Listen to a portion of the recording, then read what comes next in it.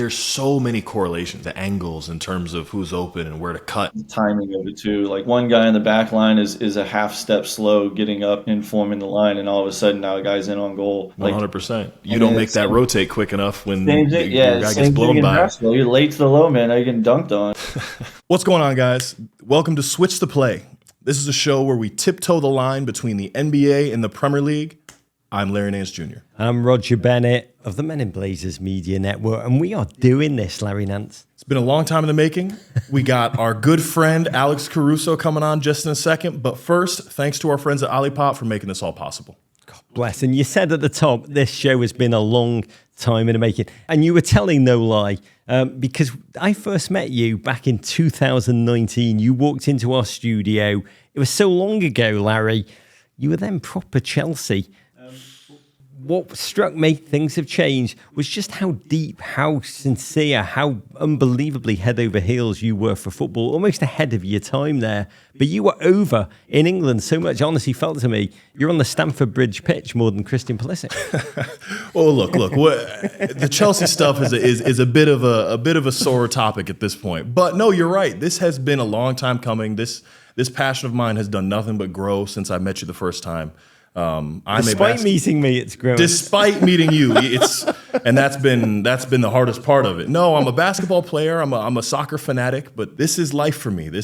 I really eat, sleep, and drink this sport. You really do, and one of many things I love about you, you're a man of talk, but you're also a man of action. You've become, for reals, and I'm sure this will become a refrain that we go deep on, a co-owner of Leeds United. Hence the shirt, the Chelsea days, they were just the adolescent mistake for Larry Nance Jr. But you were ahead of your time. Back then, being a football fan in the NBA, it was almost like a dirty little secret. There were a couple of you. It's almost like the Masons. It was like a secret society. But now it runs so bloody deep. It's as much an NBA trope, football fandom in an NBA locker room, as like, Joe Mazzulla's love of the town. No, you're 100% right. Coming into the NBA, I was very fortunate where I got to be in a locker room with Kobe Bryant, who was just, so passionate about the soccer world. But since that point, it's become just more and more European influenced. And of course, as those guys come over, we start to like, hey, what are you watching over there? And, what's that jersey you got on? And so guys are starting to really tune into the greatness that is the world's greatest sport, football. Steve Kerr actually came on the show and spoke to young, aspiring NBA talents across America. His message was, you should take time in your regimen to play soccer because it will change the way you see time, space passing. No, look, it's impossible to disagree with Coach Kerr on that. I mean, I grew up playing football. I know a lot of the guys in the NBA grew up playing it as well. And it's such a good measure of gaining general awareness of what's happening around you, which is, of course, in the NBA, there's only 5, there's only 9 other guys on the court with you. In the football field, you got to keep track of much more. So it's a really great foundation to start from, and I have to get a lot of credit to it for my own success. Top 5 Nance story for me all time. This man was such a cocky young striker back in the days on the Ohio playing field. Dude, actually, this is the most American thing of all time. Painted a target on the back of his own head saying, pass me the ball here, I'll convert it to goals. Back of the head, Larry. Well, look, my job was easy. I had the easy job of just putting it in the back of the net. I figured if, the guys crossing it in set pieces, corners, if I could just give you a little target to hit, that's all you had to do, and I'll take care of the rest. So, I thought it Larry made a lot of Nance sense. signature back of the head goal. I want to bring the target back for the new NBA season. It's part of the reason I'm doing this show. But we've also noticed the reverse commute is also true, Larry. It feels like not a week goes by that we don't have a Premier League star come on. Mm-hmm. And what they want to talk about is their love of the NBA. Bukayo Saka, obsessed. Marcus Rashford, wants to come over, sit at Madison Square Garden courtside whenever he can. Kevin De Bruyne is a Lakers fanatic. I mean, we've had recently Joe Mazzulla come on, talk about his friendship with Pep Guardiola. Pep Guardiola talking about what he's learned from his friendship with Joe Mazzulla. I mean, it is a connection now that runs so bloody deep. The level of mutual respect among the two sports is massive. Like I said, I got to play with Kobe, and I've gotten to do some really cool things and meet some cool people, but the only time I really get butterflies and nervous and a little sweaty palmed is when I get to meet one of these guys that that seem like mythical figures to me because they're across the water. Tell her who you mean, because this is a man that's like, Kobe, met him, no big deal. LeBron, no biggie. Tell them who made you nervous the first time you met them, because this is Pete, Larry, and Nance Jr. Well, one of the first times I really got to take a pilgrimage over to the great state of England. It was to meet DeAndre Yedlin at St. James Park and exchange jerseys with him. And I'm telling you, the whole match, I'm shaking a little bit, knowing this is going to happen. There's a photo op coming. I'll get to meet him and everything. He wore 22. He went to Akron. So I've just been a fan of his forever. And so meeting him, it was like, oh my gosh, like I've been following your career. Like, you know, it was so cool. And again, Kobe, LeBron, these guys are no big deal. I play against them. I've been in locker rooms with them, no problem. But you trash talk them, no problem. Yeah, no problem. But DeAndre Yedlin, man, I'm telling you, I'm serious. Zach Steffen, all these guys. Mum Spaghetti, God bless. Yedlin go, Akron Zips forever. But this is just ultimately what this show is about. There's the Premier League, there's the NBA, there's the intersection between them both. That is what this show really wants to analyse, to go deep on. We're going to do it episode by episode. We're going to invite the stars from the NBA who are falling in love with football. We're going to try and have a conversation that no one else can. What we're used to at this point is the awkward photo shot, the jerseys held side by side. You're holding my NBA. Yeah, I'm holding your Premier League one. Let's smile for the camera. We want to go a little bit deeper. Honestly, I can't think of anyone who's more ideally placed to have that conversation than you, Larry. Oh, no, I mean, I appreciate that. And then, you know, selfishly, I tend to believe I'm the right one as well because, you know, I coming in, you know, like you said, being a little bit of a trailblazer, you know, I've gotten to see a lot of these guys, their passion for the game grow. And like you said, you know, the European influence on the NBA coming up. So it has been, it's a mutual love affair and it is way past just jersey swaps. You know, it's personal relationships and very real friendships that have budded from this. And I'm just really excited to explore that.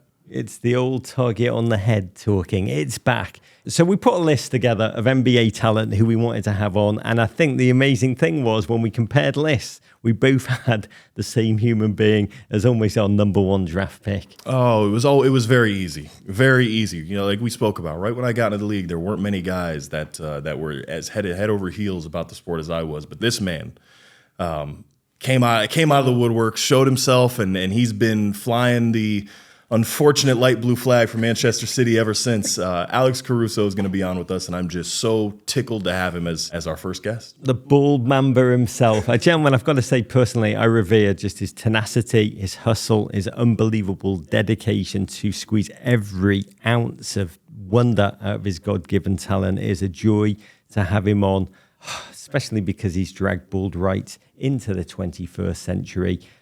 We're going to get to Alex in 1 second. I do want to let the world know I wanted this show to be called The Last Nance. Wasn't having it. I much prefer what we figured out. I didn't feel like last Nancing in front of all of you guys. It's Caruso. Even though he is a massive Manchester City fan, it is my joy to welcome AC the Caruso. Alex Caruso, man. I figured something was going to get snuck in about being a City fan. It's not an introduction without a playful jab. You know what I mean? Timing was impeccable. You've had too much success in too short a time. It's been almost a decade of success now, so I don't know if it could be short amount of time anymore. But your toughest challenge yet has just arrived in the Premier League. Yeah. Conquering the mountain again. We've just arrived. Oh, you're talking about Leeds. Yeah, well. Yeah, come on, man. Yeah, of course I'm talking about my boys. It was fun watching you live tweet, you and TJ both. That's how I got my Leeds information on how y'all were doing in the championship, just seeing y'all repost and seeing what the scores were, and then checking in on the table every now and then. The championship is the best league in the world, but I'm so happy to be out of it. It's 46 matches. Dude, it's insane. They just play twice a week, every week, pretty much? Just about. That holiday season, it was like 3 matches in a week over and over and over. I'll tell you what, I was up at 7:30 every single Saturday morning. For the fans' perspective, it's great. Alex, you couldn't let TJ McConnell become the first ever owner of Leeds United to win the NBA championship. Good news for TJ, he's going to have a couple more opportunities. You know, I don't think he's done playing in the league, so he'll get his shot back. Selfishly, you know, I don't think that's something I could allow him to have just yet. If he's showing up to the watch parties with Larry and he's got that over him, it's going to get a little heated, I bet. That's why I love you. Always looking out for me. While I was on my couch, this guy was locking up their best players, thinking of me. How sweet is that? Alex, it was incredible to watch you with this team, the youngest of teams, not saying you're the old man on that young team, but you are one of the few NBA stars to win titles purely as a means to an end so you could eat all those Raising Cane's chicken fingers. Had to get a summer job after they said the bonus wasn't going to hit in time, so I had to make sure I go pick up the slack. A lot of fun getting to do that in Oklahoma. These people showed up at like 8 a.m. to watch me do promo for Raising Cane's. It was amazing. Being part of the team, though, back to the important stuff. I was going to ask Larry how funny, like it's always funny to me whenever it's like perspective, because I play with the team I'm on, and it's all just, 27 and under league, and most of them are way under 27. And then I like run into my friends in the league, like Larry, and it's funny because it's like when I go and see them, I'm like, oh, we're, in the same realm, or they're older than me, and it feels like they're the real like OGs of the league, and it just puts into perspective how young these guys are. Oh my gosh, have they started calling you Unk yet? Yeah, for sure. I mean, they as soon as you get comfortable, all the jokes start, and old guy, and anything that like if I wake up and like my back is hurting because I've like played good the day before, and like it was like a physical game against somebody who's really like the Pistons, something like that. And I wake up and my back's hurting, and you're gonna it's endless jokes. Oh, it's nonstop. Like, oh, let me get you a cane, old fella. It's the jokes are flying. Again, that's what those 4 years of college do. You think about it, like we've been in, you're 9, I'm 10. It's always nuts whenever you see that like guys like been in the league a decade, and then you realize he's like 29. It's like, oh yeah, 19. I was in summer school doing summer workouts at 7 a.m. No, that is one thing I did want to ask you too, is like that Oklahoma City team, obviously like they're so young and didn't necessarily have a guy with the experience of like playing in the finals or playing in like the biggest moments. You going from the Bulls to the Thunder, like it is such a generation gap. How do you connect with them? Because obviously like I just came back to Cleveland, like we got a good shot here. But again, I'm the old man on the team, and one of the only ones that have played in the finals. So like, what's been the hardest part? What's something that I need to learn? Honestly, the hardest part is just getting used to their music selection, because like they don't listen to like any, I'm gonna say like real rappers. It's all like when you're on the plane. Well, one, we're Air Drake 2.0. Like if Shay's on the aux, it's full. It's full Drake, and we just go through the catalog, and depending on what the mood is, that's what we're listening to. But like, I don't even know, like I can't even list names of all the guys that are like the most common like artists now. But like, there's no Wayne, there's no Jay-Z, there's no, all our guys, anybody from that era, even to like. There's a little bit of Future. There's some other, like, there's some guys thrown in, but there's a couple flights a week, a road trip where I'm headphones in and I'm putting something else on. It's so tough because like it feels like music has just gone a steep decline. But again, like I remember my dad saying that exact same thing. I started feeling the age gap. I was like, oh shit. I was like, I'm starting to date myself with the stuff that I'm like, this is what we're listening to, okay? Oh, sure. So it's the exact same here. Again, we grew up on the good stuff. The crazy thing to me is that, like, regardless of mood, it'll be the same stuff. Like, it'll be the same, like, it's like NBA Youngboy at 2 a.m. when you're flying, on a back-to-back. And I'm like, some sleep would be cool. Like, that'd be, like, getting a little rest, be ready for this game tomorrow would be nice. And it's just like, it's just those things where it's just, you kind of just roll with the punches and keep going. It's like listening to a couple of Ilkay Gundawans in a team full of Nico O'Reillys. Yeah. But take me back, both of you, to the beginning. I know the origin story of Caruso is really well known, the South Lakers G League team. I think it was like the second year of playing. Maybe you came to play with the Lakers in the Summer League. Larry, where did you first remember AC coming into your locker room?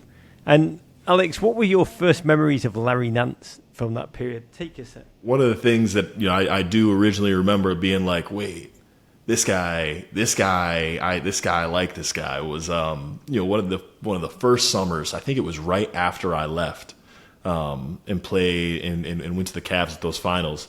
I actually got to go meet the city guys and got my jersey signed by KDB, and he hadn't clocked yet that I had been traded to the Cavs, so he signed the jersey, good luck with the Lakers.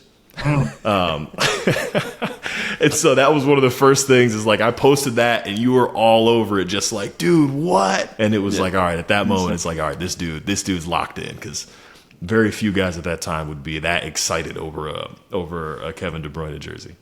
Yeah, and I'm pretty sure that was like very early into his tenure at City. So like he was still like running box to box and just sending balls into Sane, into Sterling in the back. So like he was a godsend. He like transformed our team overnight. So I was 10 toes down for De Bruyne. Still am.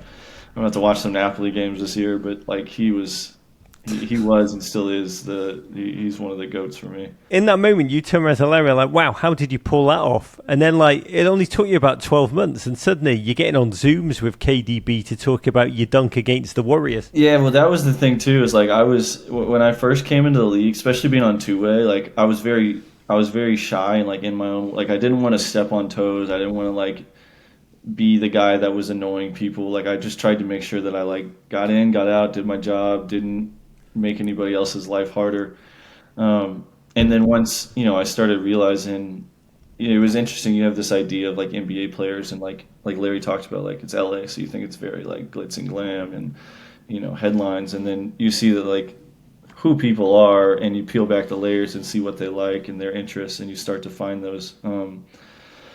It makes it easier to kind of connect. And, obviously I wish that was something I would have done earlier, but that's something, especially being in LA, you show interest in anything and people are going to jump on the Lakers brand and being able, so that door opened for me very quickly after they realized that, I was interested in the team and a fan. So, they still hit me up once or twice a year. They wanted me to go to the Club World Cup that when they were in Orlando, and I couldn't because I had prior engagements. But like that relationship that I was able to form now, looking back on it, is like insane. If you would have told me that 8 years ago, 9 years ago, that the organization would be reaching out to me, and I'd have multiple times that I've gone to games and been able to meet guys and talk to the team and talk to Pep. So. Yeah, it's one of those things. I think once I saw Larry do it, I was like, oh, okay, I could try and finesse my way into a couple of these interactions, and it worked. With that team, like we had some real football guys.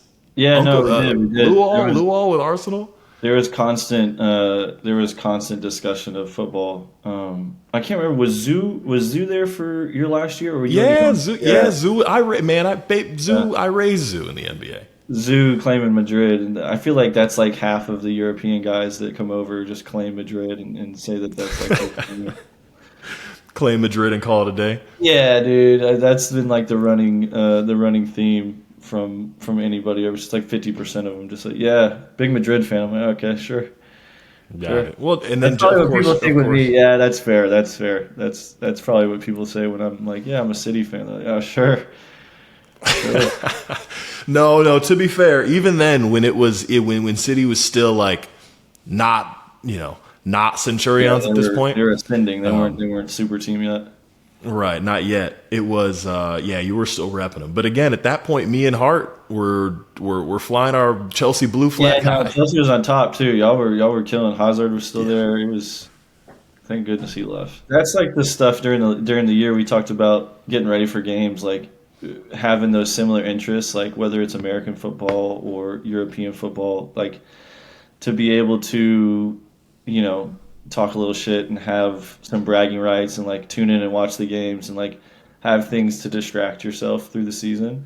Like those are big time, just to be able to, kind of turn it off to where it makes it easier for you to get back in and turn it on for games. And what's fascinating is like, again, you and I share the same sentiment of like being in LA, you get to see and be around a lot of really cool people that a lot of people would be a little starstruck by. But for me, one of the first times that I was really like taken aback by, oh man, I'm in a room with. It was around football players. It was, and what's really cool is they look at us the same way. I think it's such a cool dynamic where like I got to meet Eden Hazard and he was just so like kind of awestruck, like, man, you are tall. Part of that too, I think, is like just the distance that each, like, they're all the way over in Europe. So for us, it's like this like idea more so than like professional sports here, where it's like if you meet somebody who plays football or baseball or hockey, it's like a little more tangible, because I think it's just like it's more American. And I think, some of those guys, we put them on such a pedestal because all we get to do is watch them on Tuesday nights in Champions League, and it's like this big stage. And so for us, the dramatics of it and the theatrics of it are so built up that we forget, like, these dudes are very normal, just 25 to 30-year-old dudes that, love sports.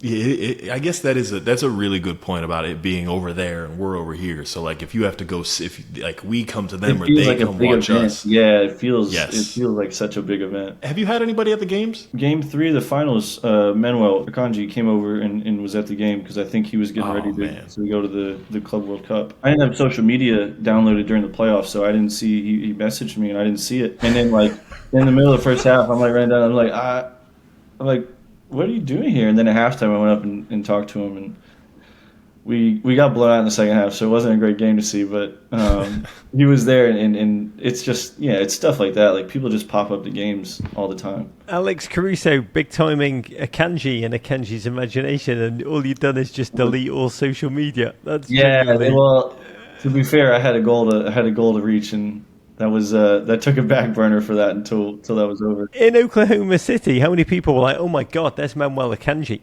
Well, no, it was in Indiana. Well, I guess it's in Indiana. It probably is not many either. But maybe even less. Yeah, honestly, it might be less. It might have just been TJ. It was just you and TJ. Yeah, me and TJ, the only people that recognized. That's funny. McConnell trying to get him to sign for Leeds. Yeah. I want to talk more about your interactions there. Alex fell in love with City when City were most certainly on the ups, but they weren't quite there. It's a little bit like Alex moving to Oklahoma City was the thing that put them over the top. It's the same with Manchester City, but like when they began to win the league almost inevitably, like one of the only things you held on to was being able to text him about the Champions League and being like, well, what did you text him? Every year I make my pilgrimage to go have my hooligan tour in England, and I believe it was one of those years City won the title. One of those 3, 4, 5 years City won the title. One of the early ones, though, before we got to the Champions League final and then won it. It was. I had gone over and was fortunate enough to the timing of it worked where I had actually was in stands to go, see the trophy presentation, and the whole point of it was actually to go over there and go watch Chelsea not let that happen. But sure enough, here I am in the stands, and it's like, you know what? All right, I might as well just go ahead and snap a quick pic here, see if AC's around, and let him enjoy this because I was having a bad time. Yeah, it's amazing, dude. That stretch, especially the first one, felt so cool because I was like, oh, this is because I've never had a professional sports team that I followed. Like growing up, I didn't have an NBA team that I was devout to. I didn't have an NFL team, MLB team. I was solely Texas A&M. I was Aggies through and through. So never having an emotional attachment to something like that, like waking up at 6 a.m. and then losing a game in the 90th and 85th minute, and you just piss the rest of the day. It just ruins the whole day. Yeah, but so going through that the first time, it was this emotional monument for me to have this actual tie to this team, and they win, and then we won a couple more, and I was like, oh, this is getting kind of easy to be a fan of the team. I was like, there's not a lot of disappointment here. So having last year was a great comeback to earth, even though it wasn't too much of a disappointing year. We still had a great season. Just not winning everything, I think, is good for the game and good for City, just and the fans, because it dulls it a little when you win a lot. And I know for them it probably doesn't, because it's like me trying to win a championship. If I won it every year, sure, and I'm going to celebrate like I did. Right.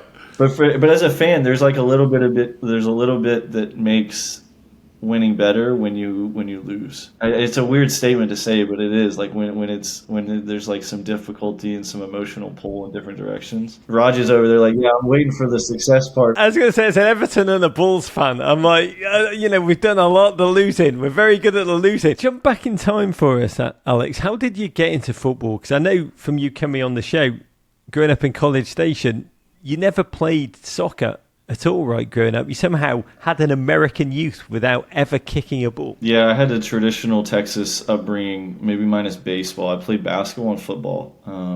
Quit football after my freshman year of high school because I was just tired of the heat and practicing, and it just wasn't as fun. I was like your traditional American convert to soccer, where it was like I thought it was slow. I thought it was kind of like there wasn't a lot of excitement. There wasn't a lot of like, energy in the game. And then getting into college my freshman year, one of my best friends and his brother started playing FIFA.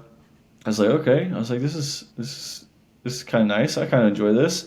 And then we would go get breakfast tacos early in the morning, then come back. And my buddy's older brother, him and his friend were City fans. And I think they saw the renaissance coming when we signed a couple players. I think Yaya was the big one where they saw him. They were like, yeah, that's the guy to gravitate towards. And then Tevez and Aguero were big pulls for them too. And so they sat us down and were like, hey, you're going to watch this and we're going to be fans of the team. And at first we were kind of like, 1 foot in, 1 foot out, just like, okay, we'll do it because we're here. And then that emotional involvement, it just pulls you in, where it's a close game and then you get a winner in the 80th or 90th minute or extra time and you're sold. Like, you're immediately hooked, like, needle in the vein, got to come back for the next one. Like, and from then on, it's just been early Friday and Saturday mornings. And honestly, even since then, like, it's grown even past City. I remember Larry asked me a question specifically, and I can't remember if this was when we were in LA or if this was a year or two after. It was still when we were new into our soccer involvement and understanding that we both enjoyed football. And you asked me, you're like, okay, you're watching City, like, I get it. And it's like, yeah, it's like they're blowing everybody out, like, those aren't fun. I'm like, yeah, you're right, like, some of those are not great. And he asked me, it's like, would you rather watch like a 5-0 win from one of the big six beating up on somebody, or like a 2-2 draw against two lower mid-table teams fighting for a relegation spot to stay up? And I was like, no, the 2-2 game, like, there's more energy, there's more drama, like, there's more emotion into it. And I think when I answered that, it green-lighted Larry to approve me as a football fan. 100%. Well, either that or you actually sitting here really admitting that, look, parity, as much as I hate to admit it, is a good thing. Yeah, for sports it is, except if you're playing on the team. Like, if you're involved in it, of course, you're winning, you hate parity. But if you're a third party watching it, it's more drama, it's more entertaining for sure. God, welcome to Everton, Alex Caruso. I think there's the little Everton fan that's inside. Well, for both of you, I mean, I'm really interested when you watch. You came on a couple of years ago, Alex, and talked about how watching football helped you understand angles, space, passing lanes from a different perspective. But can you describe what you see when you watch the game? Are you still got your basketball brain engaged, or does it feel like a different planet? What does it feel like to witness a game of football inside the brain of Alex Caruso? Honestly, there's so many similarities with basketball that I think if you look and you understand one game or another, you'll be able to see. And a lot of it is the continuity of the five guys on the court has to be elite. And the same thing with, the pitch. There has to be people in certain spots to give outlets, to make runs, to open up space. And like, I think that's the cool part for me, is just seeing how the game is manipulated without the ball. Like, seeing how one person moving into an angle or one person running down the wing opens up, maybe an inside pass, or, it moves the defender out of the way and now we're playing the ball wide. Like, just different things like that. I think that the manipulation of the game for me is something that I love to see, because that, especially in football, you have to, or else you rarely do you have a guy like a Messi where you can just give it to him and they'll dribble by five guys and you'll be in on goal. Like, more times than not, it's team building and it's passing, and I think that's one of the cool things for me, just because I love angles, I love spacing, and passes. I think that's probably why I'm so gravitated towards De Bruyne too. It's just like, he opens the game up and sees stuff in ways that not a lot of people, maybe anybody, ever has. So I think that's one of the things for me that I love about the game, is just how how cool it is to be able to adjust and maneuver without having the ball. There's so many correlations. Like you said, it's obviously the angles in terms of who's open and where to cut and just like the timing of it too. Like, exactly. One guy in the back line is a half step slow getting up and forming the line, and all of a sudden now the guy's in on goal. 100%. You don't make that rotate quick enough when your guy gets blown by. Basketball. You're late to the low man. Now you're getting dunked on, and it's only your fault for being that half step late. Right. The one thing that I see that I feel like I've learned a lot from and has helped me stay in the league for this long is the scanning they do. Mm-hmm. Is like, they're constantly, especially, it's KDB and again the guys we're talking about, you can see like before they even receive the ball, like they receive the ball, how many times have they done that repetitively so that at the time the ball is coming, they can take a quick peek and see exactly like they have a quick snapshot of exactly what's in front of them the second they receive the ball. Of the setup. Exactly. Yeah, dude, that's a great point. That's basketball too. Like that's like many times in a game I've done that where it's like, all right, I know there's 3 guys over there. Like I know the rotation is going to be this way to where, the ball swung to me. I'm not even thinking about it. It's already on its way to the next guy because I know that there's 4 people over there. There's nobody to go get him. Where the same thing, you see somebody receive the ball, with their back to their goal in the midfield, and they just, angle it off to the right or to the left, and somebody takes it and runs with it. And it's like, those are the things where like I said, the ability to manipulate the game without the ball and to like think, I think that's the coolest part about it, is just intelligence is rewarded. David Silva, the Manchester City midfield human wonder, he once came on our show and told us that he knew exactly what he was going to do with the ball before it even came to him, which is just like the ultimate scanning times 100. But KDB is probably the player that bonds you the most. Who's KDB's NBA equivalent? Does he have one? That's a great question. I think it's got to be somebody, because I think he was easily the best player on our team for a handful of stretch of years, maybe even the last year. He just the legs got a little old, so he wasn't running as much. But it's got to be someone who like is the best player on their team, but isn't a score first player, but can also score when necessary. And honestly, it was the only thing that I could think of, just because it's fresh in my brain, was Tyrese Haliburton. He's the engine for that team. You take him off and it just changes the dynamic of the team. He sees stuff for them and manipulates the game and works it. But given the opportunity, he's also going to throw in a couple threes and be able to score. Who do you think, Larry? You got anybody else? I mean, Tyrese is a good one. Now that you say it, I had originally thought of like a Steve Nash or a Chris Paul mold. You don't really have to think too much if you're playing with one of those guys. Chris Paul's a really good one too, I think, because you've seen that stats. Like every team that he goes to, they end up winning more. And for him, he's definitely a setup guy first, and then when it's time to score late in the game and when it matters, he's going to get to the right hand and get to the midi and probably make it. So that's 100%. A good one too. I like that one. I like the Chris Paul one too. Yeah, someone with a mind just thinks the game for his teammates so you can make it easy. Like the amount of times he puts Sterling and Sane just on a platter for him, and probably even more so for that too, like the mindset too. Like I know Kevin's super competitive, and obviously Chris is, he's very yeah. I think anybody who watches basketball knows how competitive he is, maybe to a fault, but that's a good one. I like that one. Can't wait to see KDB doing the choke sign to Inter Milan fans next season in Serie A. If we're talking about Manchester City, we've got to get a quick word about Erling Haaland. What an AI-generated striker. Scores all the goals, slays all the opponents. When he broke through, he'd scored like 10 goals his first 6 games. I have not seen such a dominant entry into a league. It really reminded me of like Shaquille O'Neal when he entered and just started to smash all the backboards, and game plans had to be just suddenly dedicated to stopping him. The hacker shack, almost had to be brought to the Haaland levels. What do you guys see when you see that gentleman? Yeah, well, you said it best. Like AI generated. I'm talking about the machine. He's just he's a physical freak to begin. Like he is. I think sometimes people get the idea that like all football players are really small, and like there are a handful of guys that are 6'4", 6'5", and he's one of them. Like I got to I got to meet him in Houston and then see him in Columbus a little bit too. And the dude is my size, with obviously the skill and the talent he has, but like he's 6'4" out there running and running past people, shrugging people off. It's like the physical specimen that he is compared to like the physique of most football players, I think is what sticks out to me. Like, let alone the goals. Like he scores plenty of them, but like the physical things that he does while he's out there are the things that like kind of stand off or jump off the page at me. I couldn't agree more. It's crazy because like one thing that I'm obsessed with is FPL, the Fantasy Premier League. It's been something that like I just have gotten more and more into every year.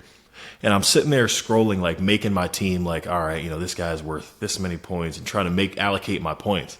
And there was like the one non-negotiable for me, wouldn't even discuss it, was Haaland. Like it was, he's the most expensive player in the game, but he's the non-negotiable. I mean, like you said, the physical attributes, to me, he's one of the first answers. Like he's kind of one of the first kind of answers to the question, like, well, if we took like an NBA player, like one of the bigger guys and raised him in European football trainings. And the funny thing too is like even last year he had a spell where like he wasn't like scoring, and like he probably could have had another 5 to 10 goals last year, like before he got hurt. Like he missed a couple, for him especially, sitters that like when we saw, we're like, oh, like that's like, it was like shocking that he missed the goal and like didn't score. And I think he's already like in that category of guys where it's like you expect them to find the goal and to find the play more so than not, and that's a pretty rare breed and company to be in the Premier League.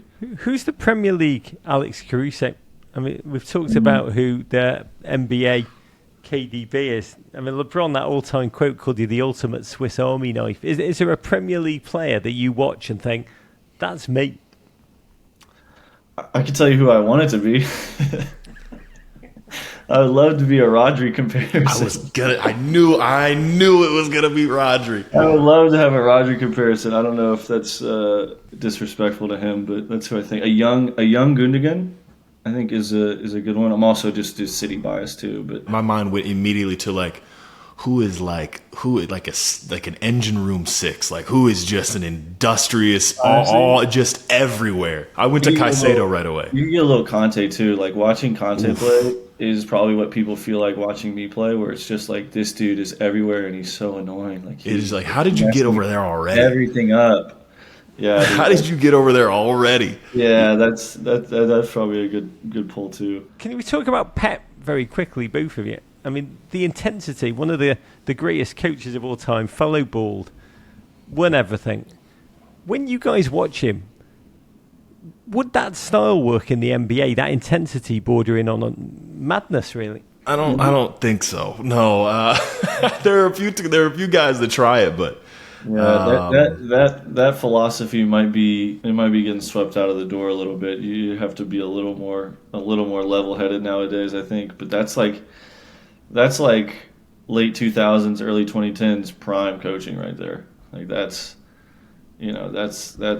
Doc Rivers on the Celtics. That's Thibodeau with the Bulls. That's even Spoelstra probably nowadays. That might be a good comparison, to be honest. Spo is a really good one. Intense when he needs to be, and then I haven't been coached by him, but this is what I've heard from other people, and then a great way of motivating guys and getting them to play well. I haven't had a coach that I think that mirrors what Pep does, at least from an intensity standpoint. I don't think I've had one of those. You don't think Luke? You don't think Luke wasn't that intense? No, Luke was like Big Ange. He was just hanging Luke was out, California cool, and then he'd piss at a ref and get thrown out. That was the extent of it. It was something that Shea said about you. He said, where all 10 guys are supposed to be. You're constantly talking to your team from the bench. Do you ever imagine the Alex Caruso coaching era? Yeah, I get asked that all the time, actually. People, well, especially now, I think, because people are calling me old and unk, that people think that I'm like close to being done. But we got a lot more years to go before we gotta think about doing that. That is something that people have asked me, and I don't know how I feel about it. I don't know. That's a big commitment to coach. Like I think, again, it goes back to like people think you just show up for the games and sit there and call plays and do that. But there's a lot that goes into it, I think, outside of the hooting and hollering on the bench during the game that I love doing. But some of the other stuff, I think some of the desk work and the grimy stuff is out of my lane. I'm with you on that one. I kind of get the same questions. It's like, yeah, what do you think about coaching?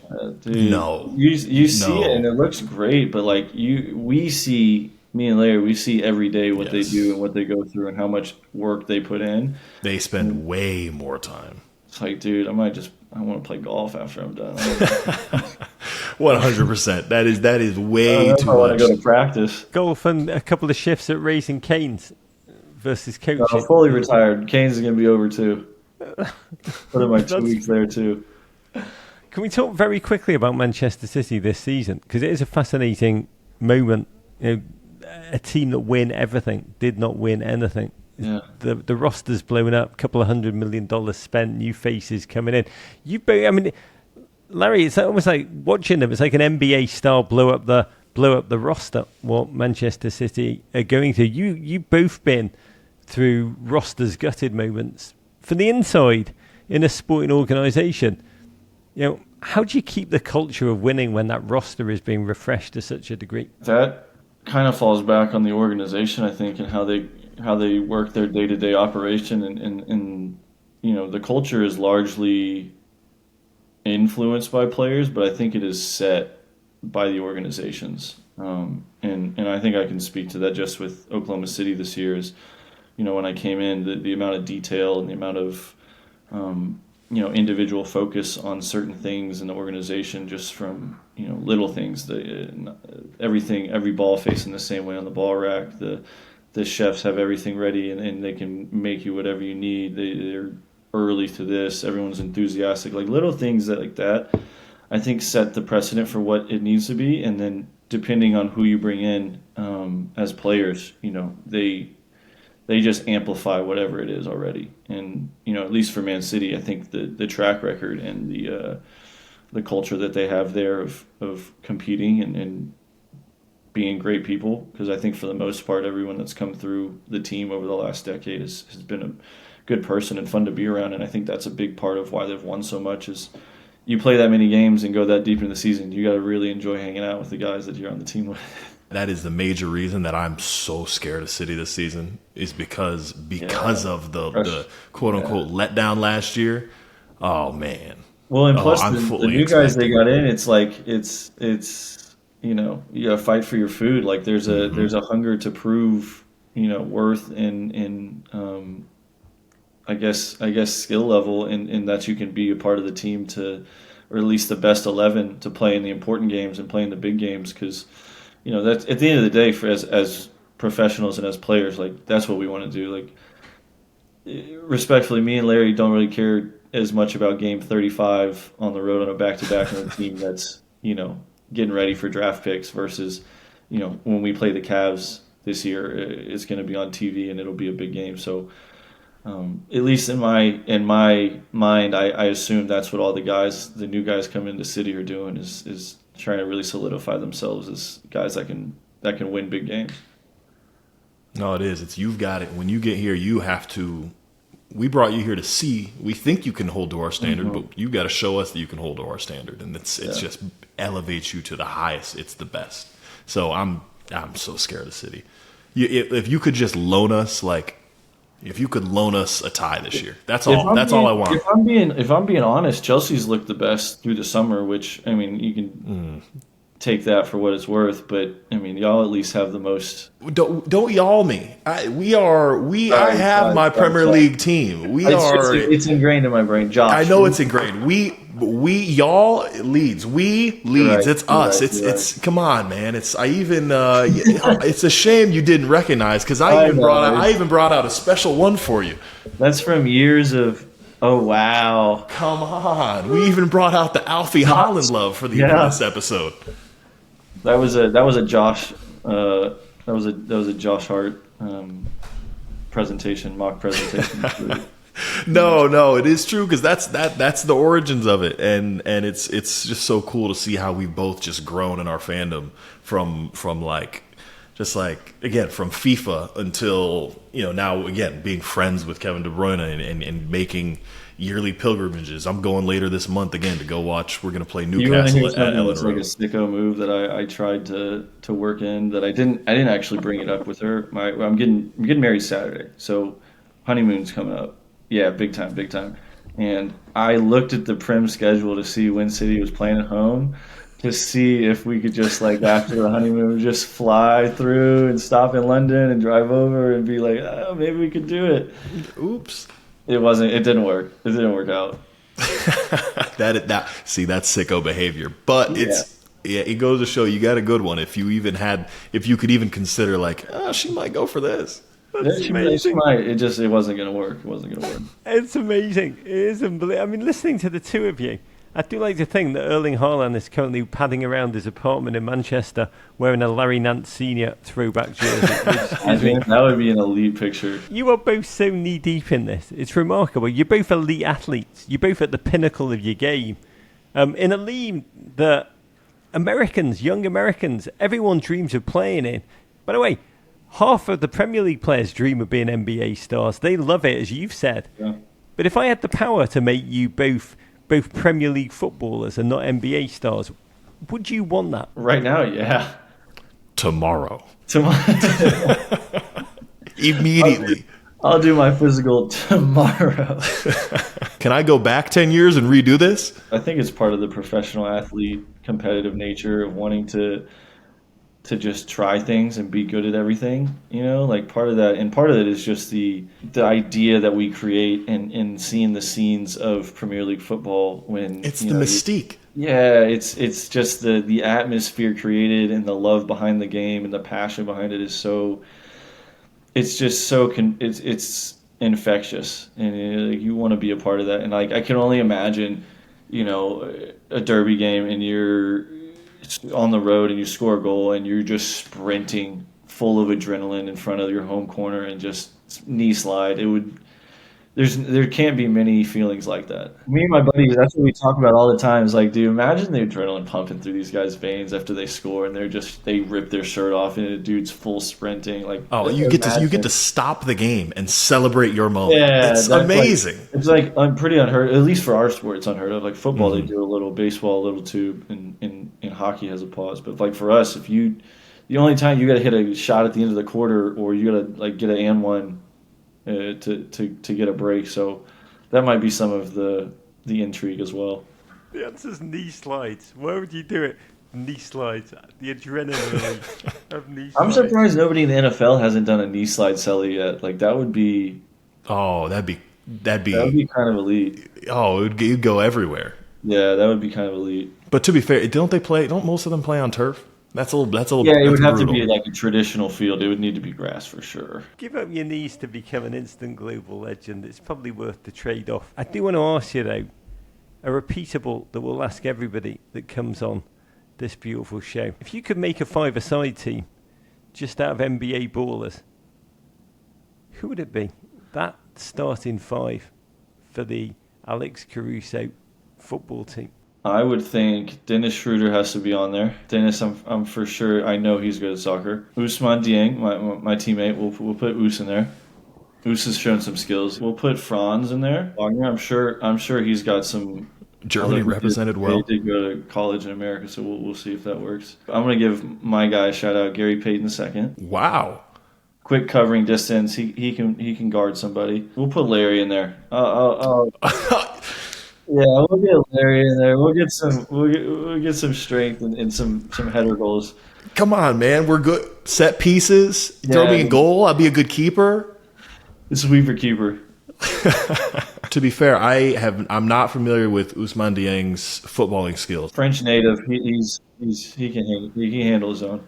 I mean, again, I actually have seen Dennis's and Franz. Again, it's a general good bet to bet on the Europeans. Again, could have just picked like 5 German players. Pretty much. I think Dennis played like in the 6th tier of like German football. Yeah, I saw that. Was that last summer?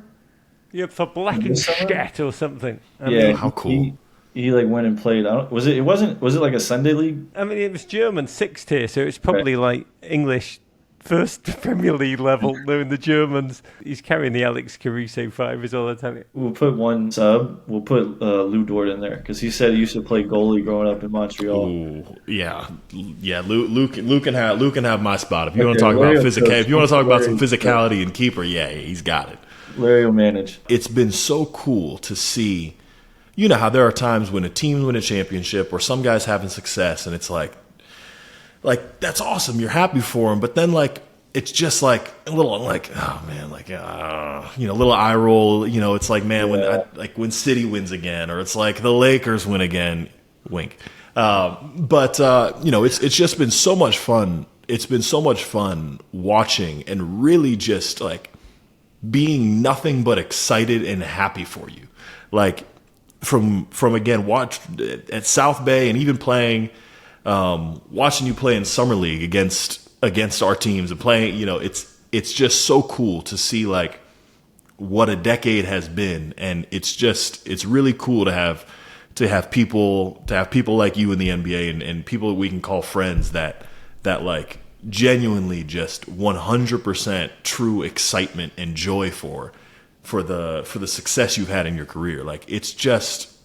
I just wanted you to know that before we got off. It has just been so much fun watching you go about winning your rings and just being, maintaining the person you are. So I just appreciate you, and you know how difficult that is to maintain who you are through this NBA, and you're just the man. So I just wanted everybody to know that the player they're rooting for is the kind of person you want to root for as well. I appreciate that. That goes a long way for us. Trust me. I'm trying my best to stay the course. Absolutely, man. Hey, congrats on getting married as well. Really excited for you. Really excited for you. Yeah, a couple rings this summer. This one from experience. This one it's pretty good. It's pretty good. You gotta enjoy your moment with this one. Yeah, I will. I'll celebrate for both of you. Don't worry. To you and Haley, fella, lifetime health, happiness, and Manchester City Conference League qualifications. Alex Caruso, what a human being. Larry, he's your friend. You know him so well. But what did you take from that conversation? No, AC, he's just the best. If you couldn't tell from the interview, he's just so knowledgeable about both, right?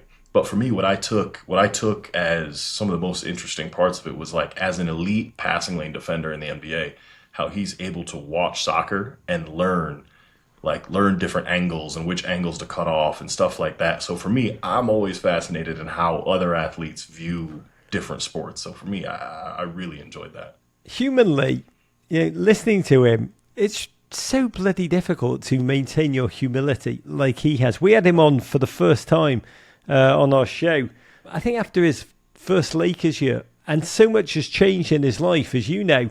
Back then he was like a tenacious meme lord. He's now a leader, but so much about him as a human being has stayed the same, and that is, well, you know how hard that is. It's the ultimate tribute. NBA is a place where it's hard not to be changed by the noise that surrounds you. Somehow he's done it. No, you're right.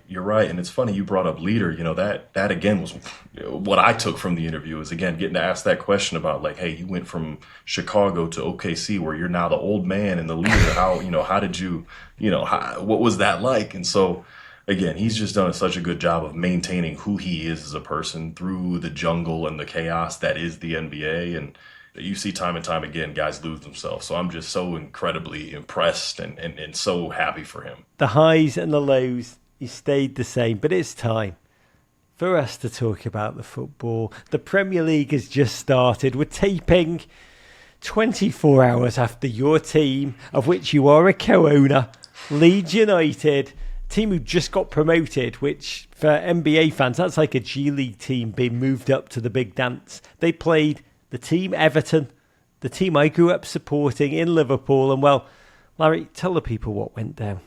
What went down was Everton. Actually, as a matter of fact, 1-0 to the Leeds. Starting off 3 points strong. We're staying up. So I'm so sorry, but I'm just thrilled. And I just hate that it had to be at your expense. But, get off the track when the train's coming through. You know what I'm saying? When we started this show, we thought we had the bright idea of taping after Everton and Leeds played. I was pretty confident that it would be a victory lap for me, but here we are. I do think the team I love are more a charity than a football team. As I said, welcome back. I'm happy for you. I think Leeds have just won their first Premier League win in 867 days. You didn't have to say that. It was never a penalty. Do we agree with that? To paraphrase Rashid Wallace, do we say bald sometimes does lie? Well, look, he leaned into it. Would I have called a no, but am I mad about it? No. Larry publicly is fronting. Larry privately texted me, said it probably wasn't a penalty. You can tell the people. Allegations. I didn't say that. I want to talk to you about ownership, though, because you are a human being of talk, and then you turn it into action. I do admire it, man. Taking your passion, which, as I've known you, has gotten deeper and deeper and deeper. What role does it play in your life? What made you take that step?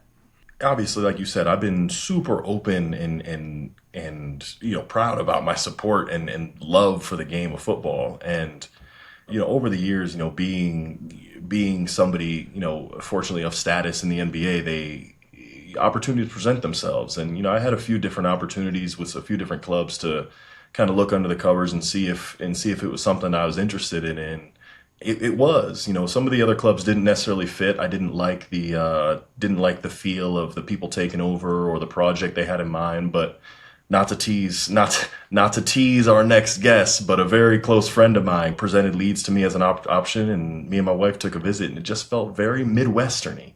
Felt very blue collar, and the people were friendly, and felt a little bit like home. We'll talk about that guest in a moment, but I'm interested. You're an elite professional athlete, Larry. Being a fan, what does that feel like for you, and what role does that play for you in all of this? So it's so bizarre. As an athlete and as someone playing, I'm able to regulate my emotions so well, right? Never too high, never too low, and we work on that. It's drilled into us. But as a fan, I understand where the term fanatical comes from at this point. I was standing up on the couch, pumping my fist when that goal went in, and my wife had to take our 1-year-old out of the room, and I'm sorry, babe, I didn't mean to. It's impossible to control the emotions. And I don't want to say I enjoy being a fan as much as playing, but when my playing days are over, being a fan will suffice just as well. How's been around the owners of the NBA teams informed the way that you act as an owner? Where are you between one of the absentee American landlord owners of a Premier League team, not actually quite sure if you know that you own the team, or storming the field to shout at the referee? Where do you fit on that spectrum? I would say I'm somewhere between the first and the Forest owner. Marinakis. Marinakis. I'm not quite gonna get on Daniel Farke just yet, but no, I'm watching every game. When I played in LA, it's waking up at 4:30 in the morning to catch the first slate of games on Saturday. It's no matter what is going on in my schedule, unless I'm playing basketball, I'm watching. It's become a joy of my career, a joy of my life, and it's just something that I can't do without anymore. Now it's time for the Olipop Gut Check of the Week, brought to you by our friends at Olipop. Larry, I'm going to give you the platform to speak to this audience. A number of them are already intense football fans. They'll have their individual passion, the individual team they support. But for those who've come into this show from an NBA POV and are thinking, who do I emotionally connect to? Take the microphone. Explain to them why Leeds, what joining the Nance cause, what they're actually signing up for. Tell America why it should be proper Leeds. Look, one thing you've got to understand about English football is England is the size of Ohio-ish. And there are 92 professional clubs in that small size. And fortunately, the cool thing with Leeds is it's one of the very few one-club cities. And it is just absolutely rabid. Their fan base is feared. It is world renowned. You go to Ellen Road and it's got opponents shaking in their boots. This is a sleeping giant that we're doing everything we can to bring back to its former glory, and the people behind the project, the people that we're bringing in are as quality individuals as they are on the pitch, and I just couldn't be more proud of that fact. I think there's history, there's joy. The fan base are, I think, feared and revered in equal measure. The song they play when they win after the final whistle is "I Predict a Riot." Kaiser Chiefs, baby. Kaiser Chiefs. I predict a riot. Tells you all you need to know. 37 more rumbles await, but Leeds have won their first. Everyone in white is having a night right now. I will say, for me, my dreams of an Everton invincible season lie in tatters. Larry, you got your 3 points from us. You're going to have to find your 37 to avoid relegation on your own. But you mentioned who's going to be in the next episode. Tell the people who and what he's all about, because he is a magnificent bloke. Just to connect the dots from earlier, the guy I was talking about that originally connected me with Leeds was our dear friend TJ McConnell. Obviously, we just saw him battling it out with Alex Caruso in the finals here, but he was actually in attendance for that thrashing embarrassment of a loss Everton suffered at the hands of the great Leeds United. He is as passionate about the sport as I am. I'm so excited to have him on. I know you guys will really enjoy it. You'll get a glimpse into our never-ending text chain of who are we signing, where are we playing, what's going on, and I'm just excited to get you guys inside the mind of us. God bless. I cannot wait to be with him. TJ McConnell, the first co-owner of Leeds United in the esteemed history of the club to play in the NBA Finals. It's never happened before. Hopefully I'll be too. God bless. From your mouth to God's ear, Larry Nance. I can't wait to have that slug-shorted Yinzer on the show. He is, and I shake as I say this, proper Leeds. Larry, last question for you. One game into the season, one win. What do you believe is possible in the year ahead for your team? Well, as I look at the table right now, we're fighting for European competition, so I don't want to count my chickens before they hatch, but look, we're looking all right. No, in all seriousness, the past few years, the three clubs that have come up have gotten sent right back down, and I think the general goal of this season is not, I know the general goal of the season is just to buck that trend. This club does not belong in the championship. It belongs in the Premier League, and we're going to do everything we can to ensure that Ellen Road gets Premier League football. God bless. Isn't that just like the biggest difference between American sports and English sports for you? The worst team in the league in America gets a cuddle and a number one draft pick opportunity. In England, you get a swift kick in the down belows and get shoved down into financial ruin and obscurity. It's the best. God bless America. If you have questions for TJ McConnell, if you got questions for Larry Nance for the next episode, hit us at switchtheplay@meninblazers.com. That's switchtheplay@meninblazers.com. We'll ask the best ones on this show next time out. But Larry, last word from you. The floor is yours. Guys, just want to say thank you so much for tuning in.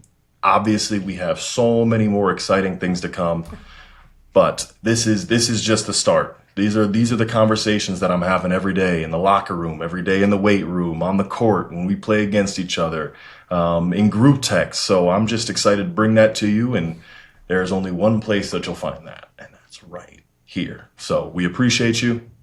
See you next time.